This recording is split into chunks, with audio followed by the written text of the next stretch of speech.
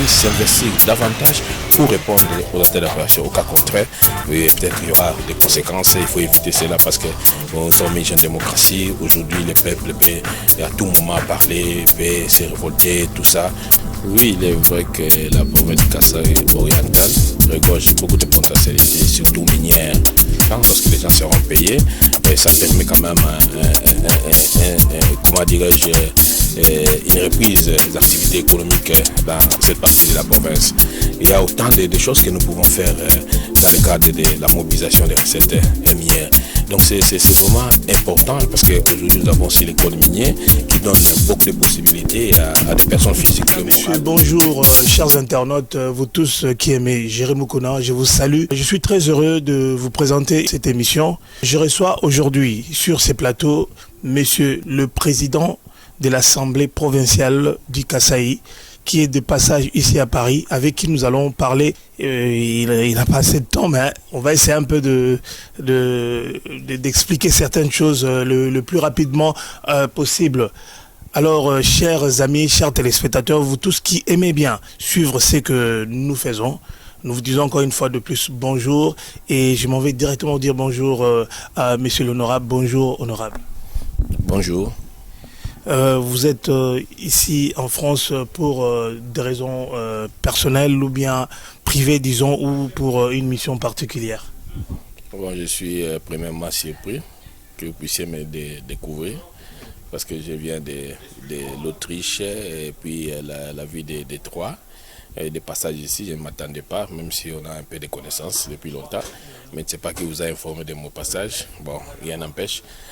Pour des raisons personnelles, parce que je vais rentrer à Vienne, c'est là où je vais prendre mon avion et rentrer chez moi, Kinshasa et puis Kasaï oriental. Donc c'est pour des raisons personnelles qu'on est ici. Bah en fait, c'est un honneur que tu nous fais. Vous nous faites honorable d'accepter qu'on puisse en fait avoir cette entrevue avec vous. Et je vous rappelle qu'il s'agit de monsieur Yves Mwamba Kadima, qui est le président de l'Assemblée provinciale du Kasaï. Monsieur l'honorable, Yann, je vous pose la première question, juste pour savoir. Vous êtes sans doute quelqu'un qui a un parcours, parce que ce n'est pas comme ça du jour au lendemain que vous êtes retrouvé à ce poste-là de président de l'Assemblée provinciale. Juste brièvement votre parcours, monsieur l'honorable. Oui, je voulais d'abord porter une précision. Je suis honorable président de l'Assemblée provinciale du Kasaï oriental. Ah, ok, parce qu'il y a deux Kasaï. Il y a Kasaï, il y a Kasaï oriental. Et moi, je suis du Kasaï oriental. Quant à mon parcours politique, cela n'est pas étrange parce que j'ai vécu mon enfance dans un parti politique reconnu, un parti populaire des masses, c'est l'Union pour la démocratie et le progrès social. Parti cher au père de la démocratie, Etienne Tshisekedi. Et maintenant, nous continuons avec cette nouvelle génération, avec le président Félix qui est à la tête de ce pays. Et la personne mieux placée que tout le monde soutient. Voilà, donc merci vous qui nous suivez. Je pense que vous êtes en train de comprendre. Monsieur l'honorable vient de se présenter. Là, ma première question est de savoir, parce que bon, beaucoup de gens se posent des questions. Le Kasaï est une province minière et très importante, n'est-ce pas? Il y a trop d'irrégularités, il y a la corruption et puis la fraude. Comment comptez-vous changer ces systèmes-là qui apparemment a déjà pris racine dans la gestion de la chose de l'État? Comment comptez-vous déraciner ces systèmes, cette mentalité dans les Kasaï? Ce n'est pas tellement dans notre province, c'est une situation qui est généralisée, qui fait partie de la politique du pays, de la politique du gouvernement. Et c'est combattre la corruption. Donc nous aussi nous allons emboîter les pas et vous avez suivi, il y a des agences qui ont été créées, qui bientôt sera créée par une agence qui sera créée dans le cadre de la lutte contre la corruption par le gouvernement provincial. Ça a été annoncé par le président Félix Tshisekedi. Nous sommes, nous, appeler à respecter cela et à prôner les valeurs démocratiques pour instaurer un état de droit dans notre pays.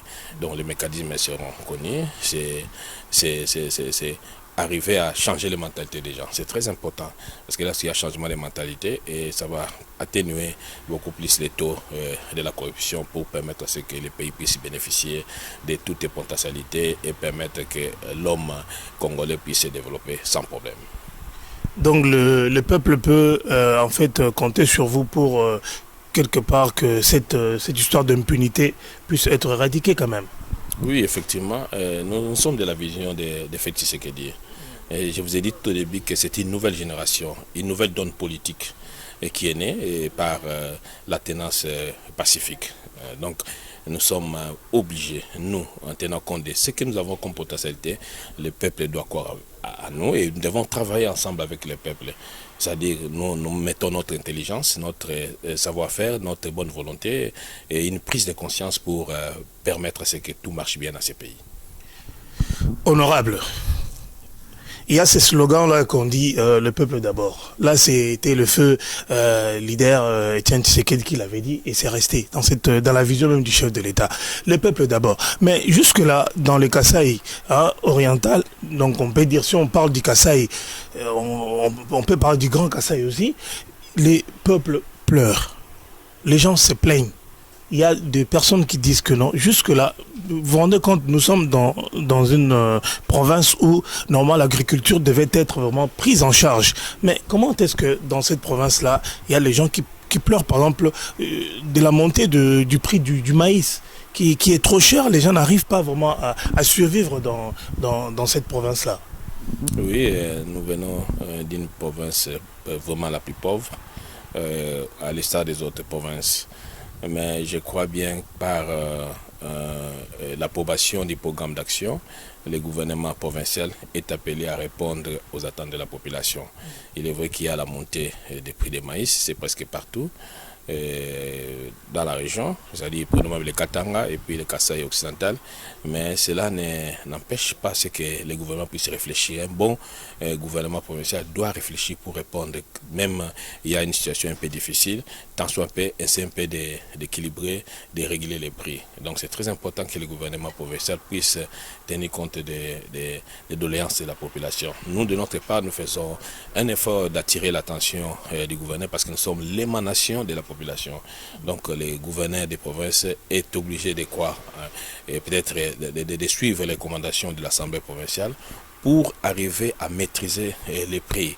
On ne peut pas vivre dans un désordre où chacun pourra imposer son prix parce qu'on doit voir l'État est au-dessus de toutes choses. Il faudra que le gouvernement provincial puisse entrer en concertation avec l'AFEC et les opérateurs économiques afin d'arriver à trouver des solutions pour les cas de maïs parce que c'est l'aliment de base.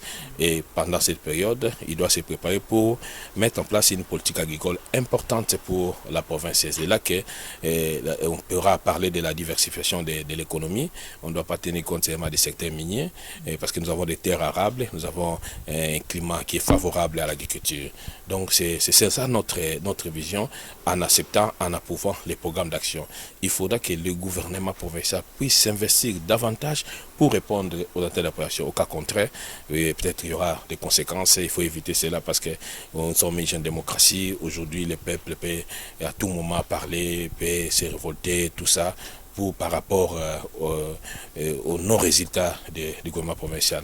Mais nous espérons que le gouvernement va se ressaisir pour trouver en premier lieu la solution pour les problèmes de la population avant peut-être le mois de décembre. Mais ça a traîné et il faudra qu'ils s'investissent davantage pour ça. Donc voilà, moi c'est ce que nous pensons pour ça. Mbuji-Mayi, le Kasaï oriental, c'est une grande province, comme j'étais en train de le dire, qui est riche en minerais et qui a beaucoup de potentialités, mais du point de vue infrastructure, il n'y a rien du tout. Les routes, les routes sont quasi inexistantes. Il y a beaucoup de choses à faire. Qu'est-ce que vous voulez dire par rapport à cela? Et bon, vu quand même que vous êtes en train de vous déplacer, vous venez à l'extérieur, quelles sont vos idées par rapport de ce côté-là pour le développement ou le désenclavement de cette province-là? Oui, il est vrai que la province du Kasaï oriental regorge beaucoup de potentialités, surtout minières. qui parfois qui ne sont pas tellement exploités comme il faut. Il faudra d'abord relever l'entreprise dont l'État a pratiquement 80%. Et là, c'est la MIBA, et la MIBA est en faillite. Il faudra donner du souffle, c'est-à-dire donner un financement à la MIBA pour permettre la relance de ces sociétés. Parce qu'avec ça, ça va maximiser beaucoup plus de recettes. L'État pourra se retrouver dans le paiement des taxes. Il y aura peut-être la circulation d'argent lorsque les gens seront payés. Et ça permet quand même, comment dirais-je, une reprise des activités économiques dans cette partie de la province.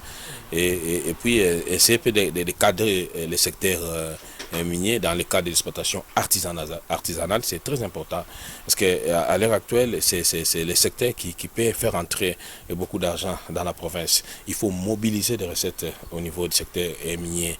Et cela va permettre à ce que l'argent récolté au niveau du secteur minier pour permettre à ce qu'on puisse diversifier certains secteurs, notamment les secteurs agro-industriels, les secteurs sociaux et ainsi de suite. Parce que nous avons aussi des cours d'eau. On peut arriver à la création de certaines entreprises comme à l'exploitation de la pêcherie. Il y a autant de choses que nous pouvons faire dans le cadre de la mobilisation des recettes minières. Donc c'est vraiment important parce qu'aujourd'hui nous avons aussi les codes miniers qui donnent beaucoup de possibilités à des personnes physiques et morales d'investir dans ces secteurs. Donc l'État doit mettre beaucoup de sérieux, canaliser cela, réorganiser ces secteurs-là pour permettre à ce que l'argent provenant de ces secteurs puisse bénéficier à la population kassaïenne. Parce que trop souvent, on parlait toujours de potentialité minière, mais la province du Kasaï oriental, le peuple est resté pauvre et sans emploi. Donc c'est vraiment une chose qu'on doit revoir pour booster l'économie kassaïenne. Merci, honorable. J'ai encore deux questions à vous poser parce que je sais que vous êtes entre deux avions. Alors, honorable, dans le secteur de l'enseignement, qu'en est-il? Aujourd'hui, on prend la gratuité de l'enseignement en RDC. Mais nous, vous, dans les Kasaï que vous dirigez, qu'est-ce que vous pouvez dire? Où on en est? Comment est-ce qu'on a accueilli d'abord cette nouvelle de la gratuité de l'enseignement? Et comment pensez-vous quand même relever le taux d'alphabétisation dans votre province? Oui, la gratuité aujourd'hui est la réalisation de la volonté du chef de l'État. Malgré c'est déjà consigné dans la Constitution. Le chef de l'État n'a fait qu'appliquer ce qui était prévu, que le peuple avait accepté à l'époque. Donc c'est une bonne volonté politique. De notre côté, nous allons accompagner la position du chef d'État du gouvernement congolais par la production de certains édits à caractère éducatif. Il faut accompagner parce qu'il n'y a pas seulement les non-paiements des Minerval, il faut prévoir les infrastructures scolaires, il y a les bâtiments qui doivent être construits par le gouvernement provincial, il faut accompagner les outils dans le cadre de l'enseignement parce qu'il y a des gens, des enfants qui étudient même sans banc, tout ça, ce sont des éléments, ils n'ont pas assez, ils sont à sol, donc c'est un problème important que nous au niveau provincial, nous sommes de réfléchir. Au niveau de l'Assemblée, moi je suis initiateur des deux édits à caractère exécutif, tout ça pour appuyer la gratuité. Nous étions avec aussi une organisation internationale, Accélère, qui travaille aussi en collaboration avec l'Assemblée sous forme d'un partenariat, d'analyser comment nous pouvons vraiment faire avancer la mesure du chef de l'État dans le cadre de la gratuité. Le Kasaï, oui, c'est une province riche. Nous comptons relever cela et il faudra avoir un niveau intellectuel déjà évolué pour permettre de booster les choses dans notre province. Parce qu'un peuple qui n'est pas formé, où on ne tient pas compte d'éducation, les pays, la province est vouée à l'échec. Donc on ne peut rien faire sans intelligence. Il faut former le peuple kassaïen pour que le peuple puisse prendre vraiment en charge le destin de sa province. Raison pour laquelle partout les Kassaïens se retrouvent. Et je demande à ce que les gens puissent se rendre compte que nous sommes une province qui regorge de potentialités, mais une province pauvre par sa population. Il n'y a pas d'emploi, les femmes souffrent énormément. Que les gens je demande aux Kassaïens qui veulent investir, même à d'autres personnes qui ne sont pas Kassaïens, mais il y a des opportunités que nous ouvrons par rapport au climat des affaires. C'est-à-dire, nous disons, voilà, c'est la personne qui cherche à investir chez nous, nous peut venir calmement. Il aura l'accompagnement des deux institutions, notamment l'Assemblée provinciale et les gouvernements provinciaux. Oui, donc comme vous l'entendez, un peuple qui n'a pas d'instruction, c'est un peuple voué à l'échec. Monsieur l'honorable, parlons maintenant de la sécurité. La population pleure encore parce que apparemment, il n'y a pas encore vraiment une maîtrise totale de la sécurité dans la province, dans votre province. Alors, dites-nous un peu, qu'est-ce que vous pensez par rapport à la... Les gens sont visités chaque fois par des gens masqués, tout et tout, et ça crée vraiment encore des cris et des pleurs. Qu'est-ce que vous pouvez dire par rapport à la sécurité de cette province-là? La sécurité n'est pas une chose facile, et aussi on tient compte aussi du niveau de la population. Et lorsque le peuple est pauvre, ça mène à l'insécurité, ça mène à une certaine jalousie. Là, l'État ne contrôle pas son peuple. Mais à notre niveau, nous sommes en train de faire un effort, de conjuguer les efforts avec le peu de moyens que nous pouvons avoir avec la police. Mais bien sûr, on sait que l'appui important vient du gouvernement central. Donc c'est la politique générale lorsqu'on parle de la sécurité. Donc nous mettons en place un mécanisme de surveillance pour éviter à ce que le peuple se plaigne à tout moment du banditisme et du vol des gens voilà, à main armée. C'est aussi important. Et puis, lorsque le peuple est pauvre, il va entrer dans des polygones de l'AMIBA. Et tout ça, c'est un phénomène qui est dénoncé depuis longtemps. Mais à ce dernier temps, nous constatons qu'il y a quand même une baisse parce que la police y tient.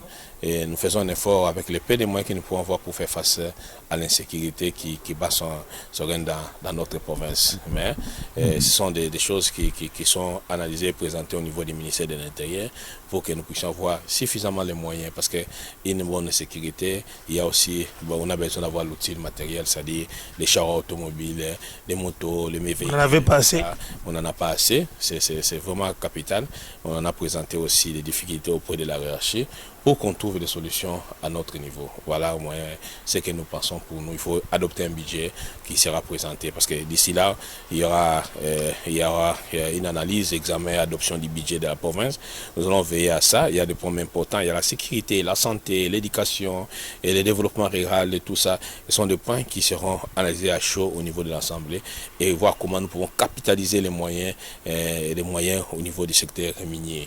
Et cela va permettre la diversification de l'économie dans la province et booster le développement de la province par rapport à d'autres provinces qui sont en évolution par rapport à nous.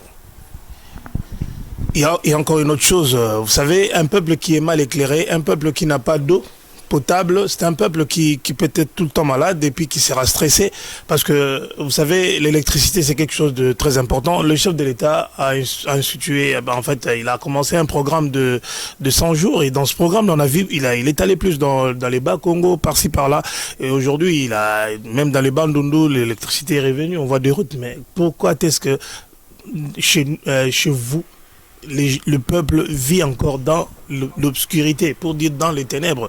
Qu'est-ce que vous pensez faire dans le jour futur pour que quand même Mbujima et le Kasaï oriental soit électrifié? Oui, il y a des domaines effectivement il y a des domaines qui relèvent de la participation, de la concurrence entre les pouvoirs exécutifs provinciaux et le pouvoir central. Notamment, comme je venais de citer, il y a la sécurité, ça fait partie du domaine concurrentiel qui doivent être traités de manière concurrente avec les deux institutions, le pouvoir central et le pouvoir exécutif. De même l'énergie. Nous avons reçu beaucoup d'investisseurs et qui viennent nous voir dans le cadre d'analyser des projets pour donner de l'électricité, l'eau potable à la population. Donc à ce sujet, il y a un dossier très important qui est déjà analysé à notre niveau. Il y a des experts du gouvernement provincial qui ont déjà analysé dans le cadre de l'énergie renouvelable. C'est parce que nous avons des cours d'eau par-ci par-là. C'est très important, on doit aussi développer dans ce sens-là. Nous avons des chutes d'eau, on peut créer aussi des barrages, des mini-barrages. Ça, c'est la vision du chef de l'État. Nous avons organisé un forum dans le cadre de l'énergie qui a été maintenant notre gouverneur a participé réalité. Donc ça prouve que c'est une politique du gouvernement central. Mais rien n'empêche, nous, à notre niveau, nous recevons les gens. Ce sont des choses qui demandent beaucoup de sous. Et par rapport à l'insuffisance des maximisations de recettes à notre niveau, c'est aussi une difficulté. On doit être clair, réaliste. Mais je sais que ce sont des questions qui doivent trouver solution incessamment parce que nous avons déjà des barrages qui sont des patrimoines privés des entreprises minières, notamment Sassim et puis l'Amiba. Donc on peut aussi chercher à élargir, c'est-à-dire avoir beaucoup plus de mégawatts qui peuvent produire aussi l'électricité domestique et même arriver à donner aussi de l'électricité pour la création de certaines entreprises, c'est-à-dire des petites et moyennes entreprises. Donc voilà, c'est important. C'est un projet qui date de longtemps. On peut soutirer à partir de Inga et on peut soutirer à partir de Lumbashi, tout ça, mais ce sont des moyens qui font défaut, mais avec la volonté du gouvernement provincial, avec les dossiers qui est présenté au niveau du gouvernement central, qui tient à ce que notre province puisse avoir l'électricité qui va permettre à ce qui est vraiment la création des entreprises, la création des richesses chez nous. Bientôt, les achats des avions, je ne sais pas si ça a déjà été acheté, il y aura des avions qui viendront et qui commenceront à faire des trafics au Congo. Est-ce que vous avez un aéroport à Mbuji-Mayi qui peut accueillir un gros porteur actuellement? Bon, je sais que peut-être que vous ça ignorez. Dernièrement, nous avons été conviés à participer à une manifestation dans le cadre de l'inauguration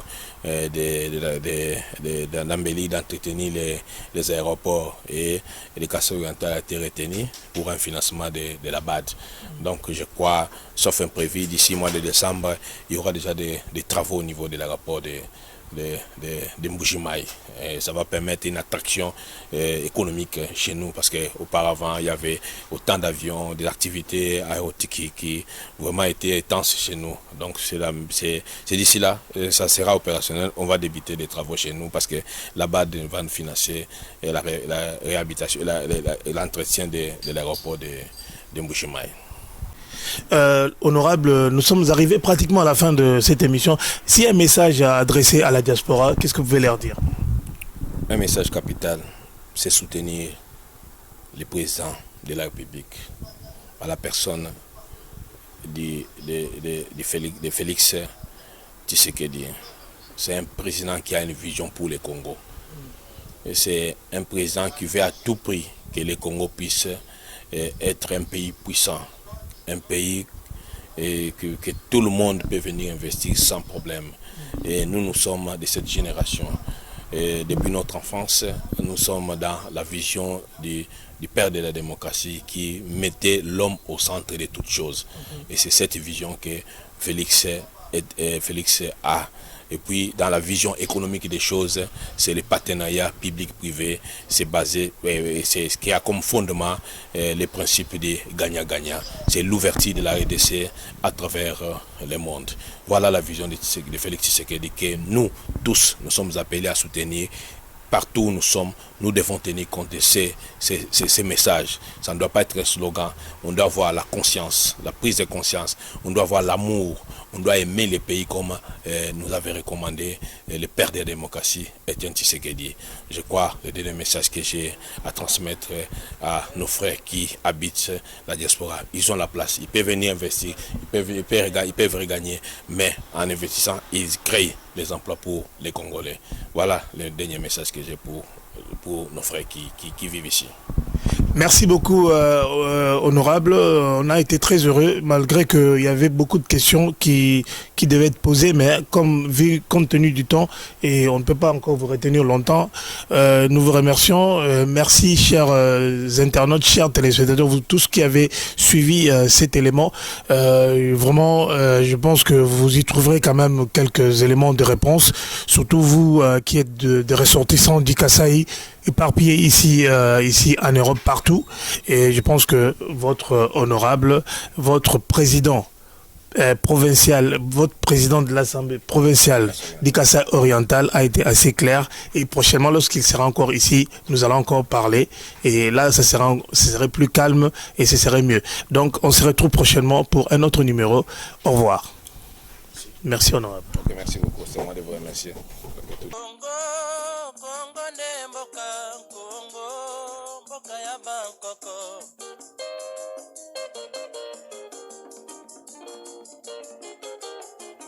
Congo, mboko mona pamba, lobi, mboko lula